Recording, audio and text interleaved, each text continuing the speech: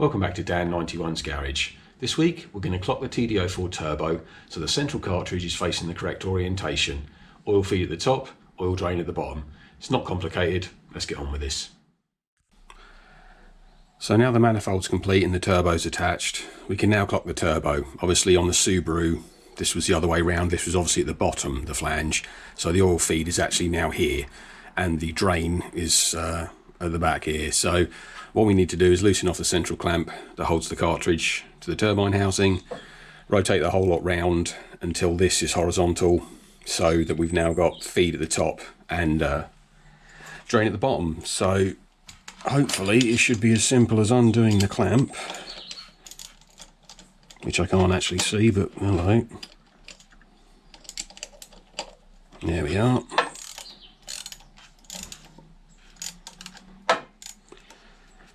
Here we go, turn that round that way.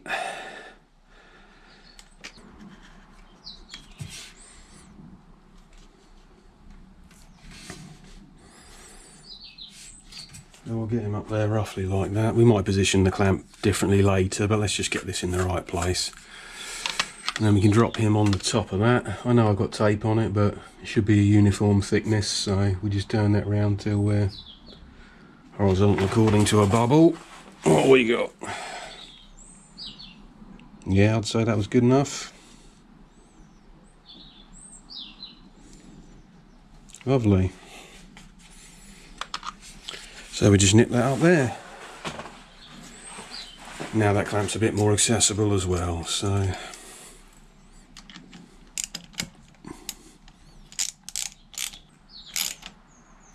Okay, well. It doesn't seem to be getting any tighter, so we'll just leave him there for the minute. It's not going anywhere, so here we go, the back in. We still spin with nothing catching, so that's cool. So that's that part of it now sorted. Obviously we've got a bit of an issue here. We now need to point this down again, and that's obviously done by the circlip on the back. I don't really fancy giving it a go on the car, because inside here on the genuine Subaru ones there should be a pin that obviously indexes this versus the central core. There was also a drilling for it in the central core for the turbine housing, but there was no pin in the hole, so I don't know if there's a pin in this one or not. So yeah, what we'll do is we'll take it off now. It doesn't take 5 minutes to take that off. Okie dokes. So we can't really do much else with this because of the actuator reference port that comes off the side of the compressor housing won't allow us to put it flat on the table, so you have to hang this edge off it on this one, which is a bit annoying. But anyway, there's a big circlip in there, and we've got some offset circlip pliers, so we just pop this off. Hopefully they don't break. There we go.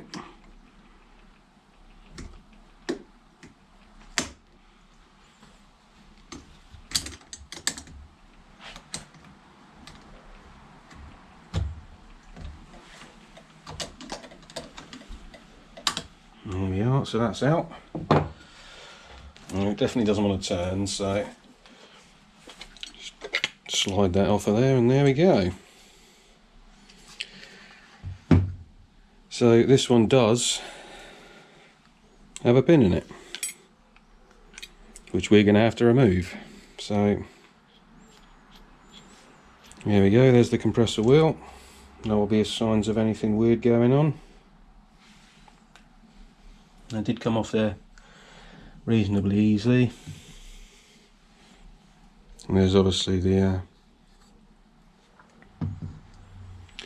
shape to match up with your blades, so there we are.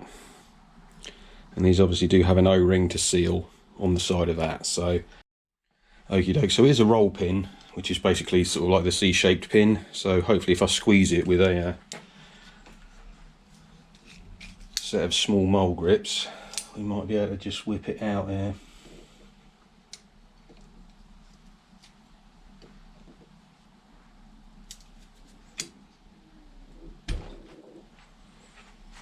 Well, here we go.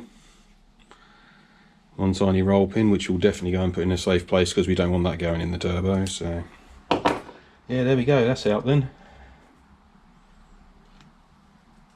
It's pretty rough and grotty there. We'll give it a little bit of a clean up as well, just make sure there's no weirdness going on. But yeah, it's definitely a cast wheel, that. So just a quick look at the cover basically. So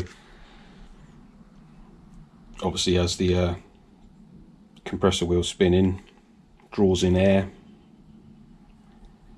and then obviously hits the back of that, which then the only place it can go is through this slot that leads into the scroll. Obviously the scroll increases in size till it comes to the exit. So I've added a bit of silicone grease to the O-ring before we put this back together. Probably best, I think, if we try and go backwards from where we started. So that's all clear. We'll just drop them out. Alright, be very careful doing this though.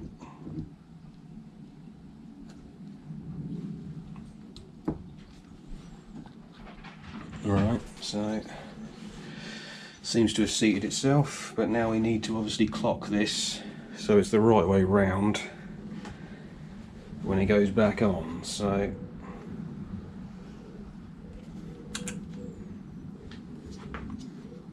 I definitely made a mark on it somewhere, so yeah, that was basically, I think we'll try that. Squeeze that in. Now, word of warning, these circlips, which barely even seem to fit on the damn thing at the minute, I didn't take mine off, but they have a bevel. Obviously the edge of it is angled like a knife edge, so you want the flat at the back, and the knife edge, you should be able to see it from the top. So when you squeeze it and put it in, that knife edge is going to try and slip into the retaining groove and actually help pull the thing in. So these can be either a total nightmare or just going to slip in with no problems, because we know that that's how Sundays go. So let's okay,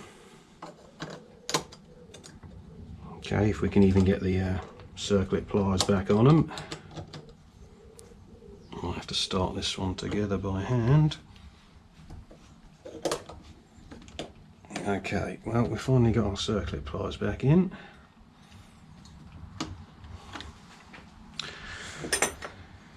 And now, squeeze the absolute living hell out of this.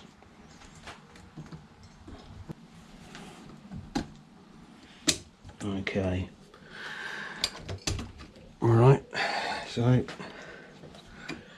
that's back in, that's back on. Turbo's falling over.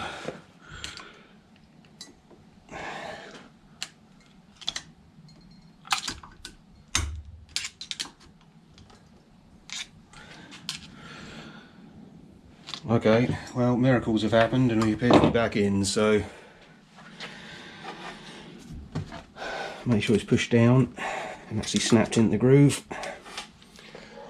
And also it helps, you can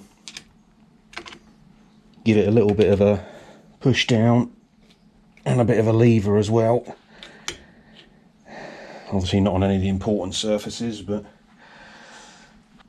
just to make sure it's actually gone in and isn't pretending. So I think we'll go with that. This didn't fall over too many times. So there it is, all clocked up. Top surface is horizontal, obviously so is the bottom. So now the feed and drain are in their correct orientation. That way we can start working out the routing for the piping in and out. We can also measure up now from the oil filter sandwich plate how long we're going to need the feed line. Probably going to go for an AN4 or AN-4 or whatever you want to call it size feed for that, because that seems to be the same for all of them. So yeah, there we are, all back in. Sort of looks exactly as it did, apart from the core's now the right way around, but yeah, progress.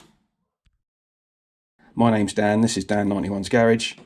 Don't forget to like and subscribe, and I'll see you on the next episode.